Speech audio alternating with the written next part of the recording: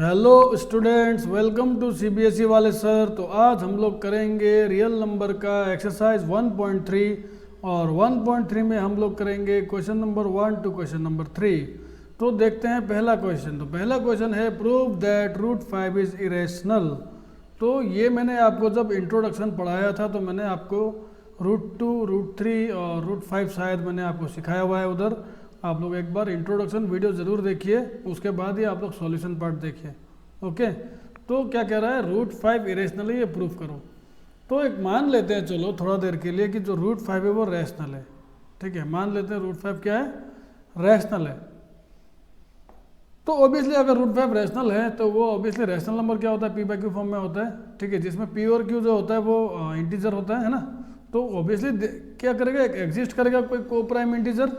अब को प्राइम क्या है, यहाँ पे को प्राइम कहने का मतलब है अगर ए और बी दो इंटीजर है और इसको रैशनल नंबर के फॉर्म में लिखा जाए पी बाई क्यू के फॉर्म में, तो ए और बी के बीच में कोई कॉमन चीज़ कुछ भी नहीं रहेगा, मतलब कोई भी कॉमन नंबर नहीं रहेगा एक्सेप्ट 1। इन दोनों के ए और बी के बीच में कुछ भी कॉमन नहीं होना चाहिए 1 को छोड़ के। यही इसी का मतलब है को प्राइम। तो अगर ये को प्राइम है तो मैं रूट 5 को ऐसे लिख सकता हूँ आपको, root 5 is equal to a by b, है ना। ओके, मैं और ऐसे भी लिख सकता हूँ a is equal to root 5b। अगर मैं स्क्वायरिंग बोथ साइड करूँगा तो क्या हो जाएगा, a square equal to root 5b का whole square. That means a square equal to 5b square, right. यहाँ से क्या पता चल रहा है कि ए स्क्वायर जो है वो 5 से डिवाइड हो रहा है ना, क्योंकि ए 5 का मल्टीपल आ रहा है। बी स्क्वायर मतलब क्या है, मतलब सोचो बी स्क्वायर को के लिख लिया, एम लिख लिया, कुछ भी लिख लिया, बी तो इंटीजर है तो बी का स्क्वायर भी इंटीजर होगा। तो सोचो ए स्क्वायर तो 5 का मल्टीपल आ रहा है, इससे क्या पता चल रहा है कि ए स्क्वायर इज डिवाइडेड बाई 2 मैं लिख सकता हूँ, है ना। तो मैं क्या लिख सकता हूँ, ए स्क्वायर इज डिविजिबल बाई 2 मैं लिख सकता हूँ, डिविजिबल बाई 2। इसका मतलब क्या है, अगर a 2 से डिवाइड हो रहा है दैट मीन्स क्या, a is also divisible bye 2।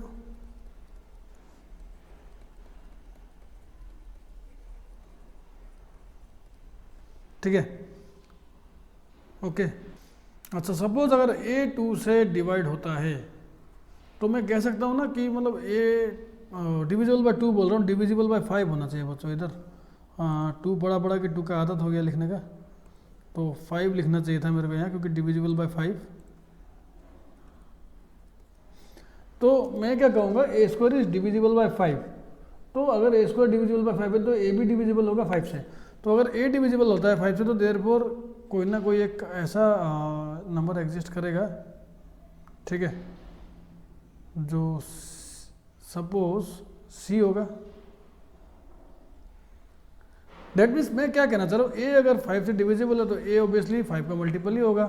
तो सोचो जैसे कि ए अगर डिवाइड होता है 5 से मैं कह रहा हूँ, तो ऑब्वियसली क्या होगा, ए 5 होगा, ए 10 होगा, ए 15 होगा। और 5 को मैं क्या लिख सकता हूँ, 5 इंटू 1, 10 को 5 इंटू 2, 15 को 5 इंटू 3, ऐसे ही।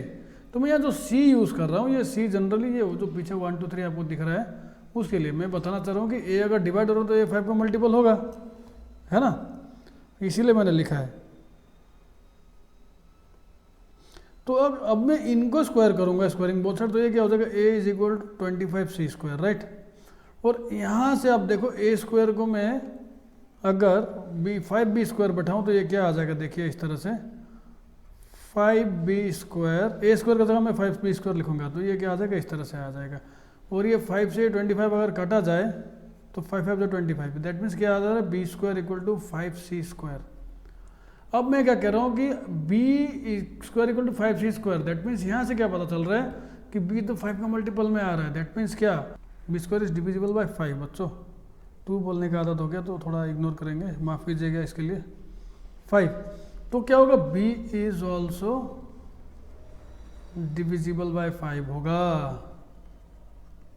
ओके, अगर बी स्क्वायर डिविजिबल बाय 5 है तो बी भी डिविजिबल बाय 5 होगा। अब एक चीज़ देखो, ए भी 5 से डिवाइड हो रहा है और बी भी 5 से डिवाइड हो रहा है, दोनों जगह ध्यान से देखिए। और ए भी 5 भी दोनों अगर 5 से डिवाइड हो रहा है, ऐसा तो हो ही नहीं सकता क्योंकि ए और बी तो को प्राइम है, मैंने अभी कहा कि ए और बी तो को प्राइम है, ए और बी में 1 को छोड़ के कुछ भी कॉमन नहीं आ सकता, तो अगर दोनों 5 से डिवाइड आ रहा है तो दोनों में फिर 5 कॉमन आ रहा है।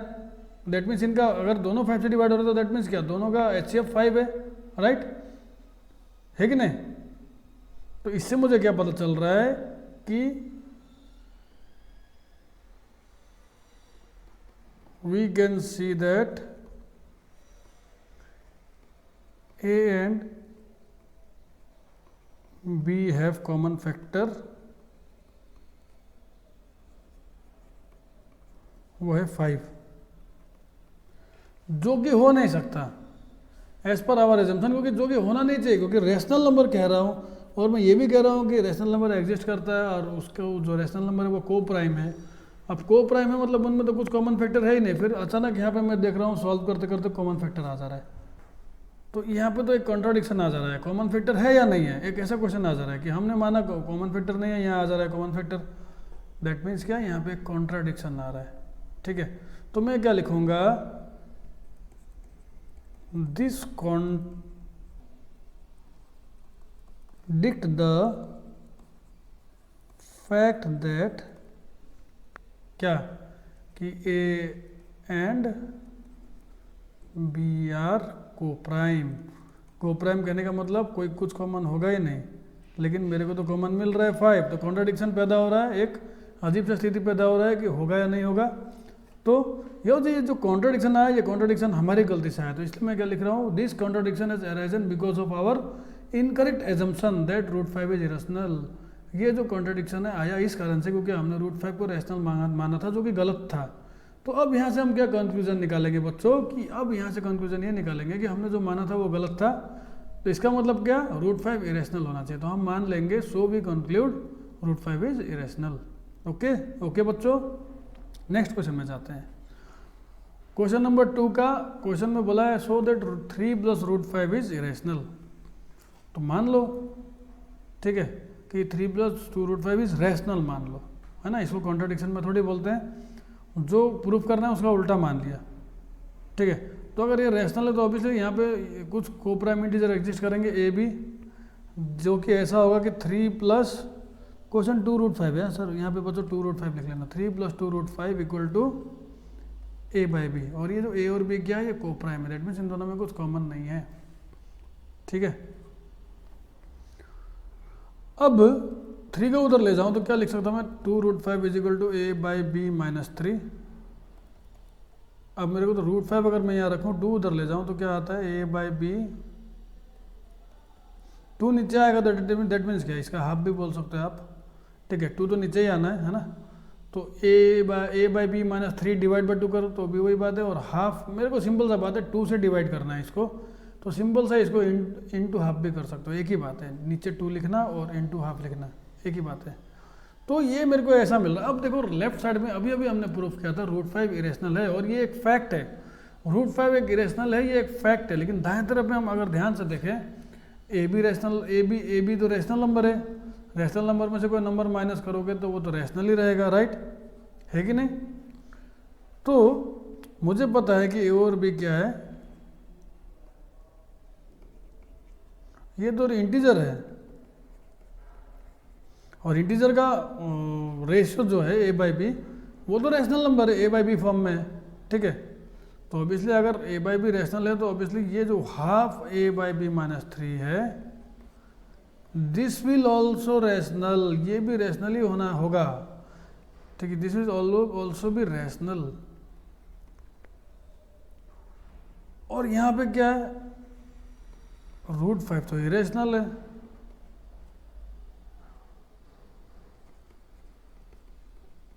अब बात ध्यान से देखो, अगर ये पूरा रैशनल हुआ तो इसका मतलब क्या हो रहा है, रूट 5 भी रैशनल हुआ।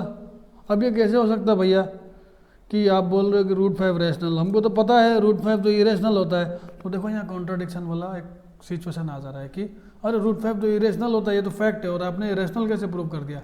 तो देखो यहाँ पर रैशनल प्रूव हो जा रहा है, दैट मीन्स क्या, यहाँ पे कॉन्ट्राडिक्शन पैदा हो रहा है। तो मैं लिखूंगा this contradict the fact that 3 plus 2 root 5 is contradict the fact that root 5 is irrational. This contradict the fact that root 5 is irrational. ठीक है, तो मैं क्या लिख सकता हूँ, ये कॉन्ट्राडिक्शन जो आया, दिस कॉन्ट्राडिक्शन जो आया, this contradiction is irrational because of our incorrect assumption, हमने गलत माना था, इस कारण से ये कॉन्ट्राडिक्शन आया कि हमने ये मान लिया था कि 3 + 2 √5 रैशनल है, जबकि वो क्या होना चाहिए था, वो इरेशनल होना चाहिए था। तो हम लोग अब मान लेंगे कि hence we conclude that 3 + 2 √5 is rational. Okay okay बच्चों, नेक्स्ट करते हैं। क्वेश्चन नंबर 3 में देखो इस तरह से दिया हुआ है क्वेश्चन, 1/2 √2 इसको इरेशनल प्रूव करना है। चलो करते हैं, बहुत ही बढ़िया। तो मान लेंगे 1/2 को क्या एज्यूम कर लो रैशनल, तो अगर रैशनल होगा तो ऑब्वियसली इसमें ए और बी कुछ ऐसा होगा जो इंटीजर है ना, जो कि a/b फॉर्म में लिख सकते हैं। कैसे, ऐसे लिख सकते हैं। मान ले, सोचो ये अगर रैशनल है, दैट मीन्स क्या, इसको a/b फॉर्म में लिखा जा सकता है। ठीक है कि नहीं। अच्छा, यहाँ से मैं क्या कर सकता हूँ कि √2 को अगर मैं उधर ले जाऊँ तो ये b/a = √2 हो जाएगा। आप ध्यान से देखिए, भाई यहाँ गया, a यहाँ गया और √2 वहाँ गया, क्रॉस मल्टीप्लिकेशन। ठीक है, तो अभी क्या पता चल रहा है, √2 = b/a। अब मेरे को पता है b भी इंटीजर है, a भी इंटीजर है, और b/a क्या होगा, ऑब्वियसली रैशनल होगा, है कि नहीं। b/a is a rational number, right. तो b/a इज रैशनल, राइट। क्यों रैशनल, क्योंकि a और b तो इंटीजर है, और अगर इंटीजर को p/q फॉर्म में लिखा जाए तो वो रैशनल होता है। ठीक है, अगर ऐसा है, अगर ये रैशनल है तो मतलब क्या, √2 भी रैशनल हो गया। तो मैं क्या लिखूंगा, सो क्योंकि √2 उसका इक्वल है तो √2 भी रैशनल प्रूव कर दूंगा। तो √2 भी रैशनल प्रूव कर दिया। अब यहाँ पे क्या आ जा रहा है, एक कॉन्ट्राडिक्शन वाला माहौल आ जा रहा है। अरे भाई, हमको तो पता है √2 तो इरेशनल नंबर ही है, तो फैक्ट है √2 इज इरेशनल, और आपने तो इसको रैशनल प्रूव कर दिया। भैया ये कैसे हो सकता है ना, ऐसे दिमाग में आता है, राइट। तो बातें क्या है, ऐसी है कि हमने जो है वो गलत माना था। ठीक है, तो यह एक कॉन्ट्राडिक्शन का एक सिचुएशन आ जा रहा है। तो मैं लिखूंगा this contradict the fact that √2 is irrational. ठीक है, तो ये कॉन्ट्राडिक्शन इसलिए पैदा हुआ भैया जी क्योंकि हमने गलत माना था, तो इसलिए लिखेंगे हेंस आवर ऐसे लिख लेंगे, हेंस आवर, यहाँ लिख लेंगे, लिखा हुआ मेरा दिख नहीं रहा आपको, टाइप किया हुआ, hence our assumption that 1/√2 is, hence our assumption that 1/√2 is rational, जो कि गलत है, is wrong। तो मेरा एजम्पशन गलत है, इसलिए मैं क्या कहूँगा कि 1/√2 क्या है, वो इरेशनल है। इसलिए मैं क्या कहूँगा, 1/√2 क्या इरेशनल है। ओके, चलो नेक्स्ट करते हैं। 7√5 को हमें इरेशनल प्रूफ करना है। तो मान लो, एज्यूम कर लो, इसको रैशनल एज्यूम कर लो। इतना देर से तो यही कर रहे हैं, तो ऑब्वियसली अगर ये रैशनल है तो कुछ a और b इंटीजर होगा। ठीक है जो कि को प्राइम होगा, जिसको हम ऐसा लिख सकते हैं 7/√5 है, तो ये a/b के फॉर्म में लिखा जा ही सकता है। ओके, लिखा जा ही सकता है कि नहीं। तो जो कि कोप्राइम है, जिसमें मतलब कुछ HCF नहीं है 1 को छोड़ के, तो √5 को मैं ऐसे लिख सकता हूँ, √5 = a/7b। अब देखो a/7b क्या है, a/7b इज रैशनल, क्योंकि a भी इंटीजर है। इसका मतलब क्या है, ये तो रैशनल नंबर है, तो क्या √5 भी रैशनल हो गया। अगर ये रैशनल है तो √5 भी रैशनल हो गया, है कि नहीं। तो क्या हो जा रहा है, यहाँ एक कॉन्ट्राडिक्शन हो रहा है। This contradict the fact that √5 is irrational, जबकि √5 इरेशनल है, हमने रैशनल प्रूफ कर दिया, जो कि बहुत ही गलत बात है ना। तो ये ऐसा क्यों आया, क्योंकि हमने गलत मान लिया था। तो देखिए this contradiction is arisen because of our incorrect assumption that √7 is rational. तो क्या मान लेंगे, hence we conclude that 7√5 is irrational. इसको भी हम लोग कर सकते हैं इसी तरह से, मान लो इसको इरेशनल है तो रैशनल होगा तो कुछ होगा, एग्जिस्ट करेगा। तो अगर ये रैशनल है तो यहाँ पे ऑब्वियसली रैशनल को ए बाई बी फॉर्म में लिखा जा सकेगा, और जिसमें ए और बी क्या होगा, को प्राइम होगा। तो ये बोला there exist coprime integer a and b, a और बी को प्राइम इंटीजर एग्जिस्ट करेगा। तो दैट मीन्स अगर ये रैशनल है तो मैं इसको ए बाई बी फॉर्म में लिख ही सकता हूँ, ठीक है। अच्छा अब यहाँ देखिए एक बात, ए बाई बी और ये 6 को वहाँ ले जाए तो -6। अब क्या दिख रहा है कि ए बाई बी -6 तो रैशनल है, क्योंकि ए बाई बी रैशनल नंबर है, क्योंकि ए और बी इंटीजर है, और रैशनल माइनस से कोई भी नंबर करो आप रैशनल नंबर ही आएगा। तो a by b is rational number, सीधा क्लियरली दिख रहा है ना, रैशनल नंबर। अगर a by b -6 rational number है तो क्या हो गया, उसके साथ बराबर 2 भी है √2, तो √2 भी रैशनल हो गया। अब देखो √2 रैशनल मैंने प्रूफ कर दिया, लेकिन आपको पता है फैक्ट कि √2 इरेशनल होता है, तो एक कॉन्ट्राडिक्शन हो रहा है। This contradict the fact that क्या √2 इज इरेशनल, ठीक है। तो ये कॉन्ट्राडिक्शन क्यों आया, क्योंकि हमने गलत माना था, 6 + √2 को रैशनल हमने मान लिया था, है ना। तो वही लिखेंगे this contradiction is arisen because of our incorrect assumption that 6 + √2 is rational. तो अब हम क्या मान लेंगे, hence we conclude that 6 + √2 is irrational. Okay, तो बच्चों यहाँ पे क्वेश्चन खत्म होता है, तो आप लोग थोड़ा अच्छा से कीजिएगा। ये क्वेश्चन नंबर 3 भी हो गया कंप्लीट, और होप करता हूँ ये सारे क्वेश्चन हमने कवर कर लिए इस चैप्टर के, इस एक्सरसाइज के, एक्सरसाइज 1.3 के। तो आप लोग अच्छे से पढ़ते रहिए, और जिसने मैं एक ही एडवाइस करूँगा, जब भी आप चैप्टर स्टार्ट करें सॉल्व करना, सारे बच्चों, एक प्रॉब्लम है कि बच्चे सारे क्वेश्चन सॉल्व करना शुरू करते हैं, लेकिन आप क्वेश्चन सॉल्व करने की जगह आप एक काम कीजिए, सबसे पहले आप इंट्रोडक्शन वीडियो देखिए। इंट्रोडक्शन वीडियो आपका कॉन्सेप्ट क्लियर करेगा, और एक बार आपका कॉन्सेप्ट क्लियर हो जाएगा तो आपको एक्सरसाइज करना बड़ा आसान लगेगा। ये भी हो सकता है कि आप मेरे हेल्प के बिना भी एक्सरसाइज कर पाएंगे, इसलिए इंट्रोडक्शन वीडियो को पहले देखिए, उसके बाद कॉपी पेन लीजिए, फिर मेरा सॉल्यूशन वीडियो में जाइए। ओके, तो चलते हैं फिर, बाय बाय, फिर मिलेंगे अगले वीडियो में, तब तक पढ़ते रहिए।